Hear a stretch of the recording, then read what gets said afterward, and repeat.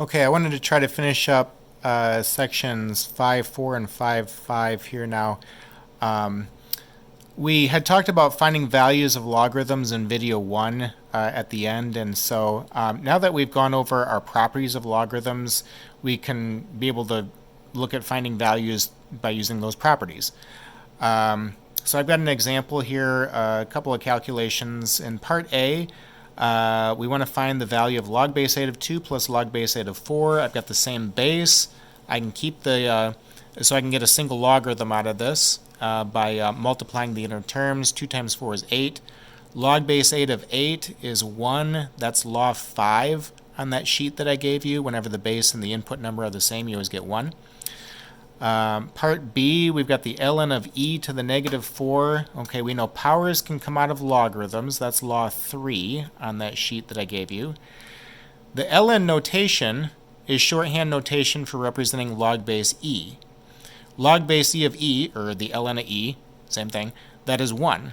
Again, that's law 5 on that sheet. So really all you're doing here is you're going to take negative 4 times 1 is negative 4. Part C, again, powers can come out of logarithms, and so when I pull the power of 71 out in front, log base 3 of 3 is 1, and all you're doing then is taking 71 times 1 is 71. Part D, okay, now one strategy that you want to try to do here is to try to get the bases to match up like we saw they were in part C. 8 is the same as 2 to the third power, and powers can come out of logarithms, so that power of 3 can come in front there, and log base 2 of 2 is 1. 3 times 1 is 3. Okay, so log base 2 of 8, that is 3.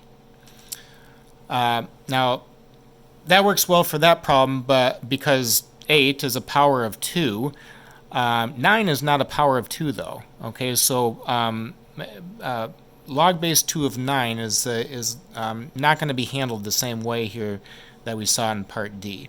Now this would be an example of a situation where you'd want to change the base to a new base. Usually when we want to change the base, we want to change the base to make it either base E or base 10, because most calculators have a log button on it and an ln button on it. Sorry, I'm pulling this sideways here so that you can see, all the buttons and stuff. So here's my log button, here's my ln button on the 84 model. Using the change of base formula, I'm dividing two logarithms. Now I'm going to make the new base be base e. I'm going to have ln divided by an ln there. 9 is going to go in the logarithm in the numerator. The old base, base 2, is going to go in the logarithm in the denominator. Okay, so log base 2 of 9, that would be equal to ln 9 divided by ln 2. If I type in ln 9 divided by ln 2, then I'm getting 3.17 if you go nearest 2 digits on that. And here I'm going nearest 4 digits. Now that's a rounded decimal there, so make sure you're using the approximation sign. Notice how this number at least sounds right because it's very close to 3. And we've already calculated log base 2 of 8, right? That's 3. So 9 is a little bit bigger than 8. So we probably could have expected that log base 2 of 9 would be a little bit bigger than 3. And indeed that was the case. Part F, it would be another situation where you'd want to use the change of base formula. You're going to use that twice here because 6 is not a power of 2, 17 is not a power of 7.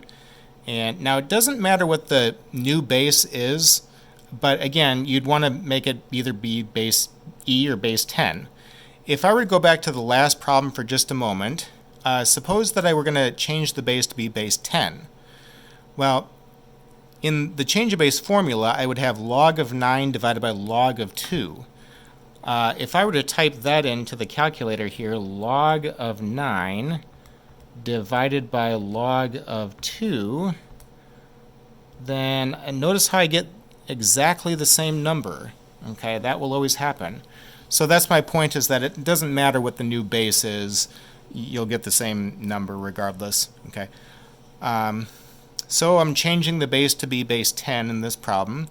Log base 2 of 6, that is the same as log of 6 over log of 2. Log base 7 of 19, that's the same as log of 19 divided by log of 7. That allows me to go to the calculator and get these two numbers in decimal form and then add them. And that looks like I get 4.098 then, roughly. Alright, I've got some examples next where we're solving equations. I'm going to omit that just because we're going to be solving lots of equations here in the next section, and so this was really just kind of a warm-up to that. We'll be seeing a lot of problems very much like these in the next section. The last thing I had, though, in this section was just one example of like an application of logarithms. There's lots of examples of logarithms. This was just one that I had to in my notes. So it says the equation given there calculates the number of years required for X% of sparrows to die, where X is a number between 0 and 95. Okay, part A, find Y when X is 40. Well, if I let X be 40, and I plug that number into this equation here, and go to the calculator, I'm getting Y to be roughly 0.6. Okay, now what that would mean to us is that in this given situation here, 40% of the sparrow population would have died off in roughly about 0.6 years. Part B of this, find X when Y is 1.5. Okay, so Y is 1.5. I want to find X, and so I'll need to solve this equation. If you multiply both sides by 0.37, and then let's see, I'm going to be adding log of 100 minus X and then subtracting 2. 0.555 minus 2 is negative 1.445, but then I'm going to multiply both sides by negative 1 here. The next thing here to get rid of the logarithmic notation would be to use the definition of a logarithm. Remember that y equals log base a of x means x equals a to the y. So 100 minus x, that would be my input. That's going to be all alone on the exponential. 10 is the base, and 1.445 would be the y value here. That would be the power of 10. And that allows me to then be able to lose the logarithmic notation, which is good. So the next thing then, you'd want to add x and subtract 10 to the power 1.445. If you go to the calculator and complete the problem, 72.1% is roughly the value that I'm getting there for x.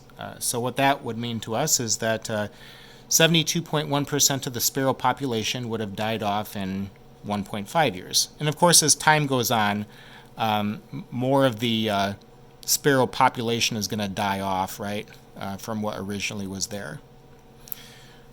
Okay, at this point, I'm now done with 5.4 and 5.5. Here is the homework problems you can check out when you get a chance there.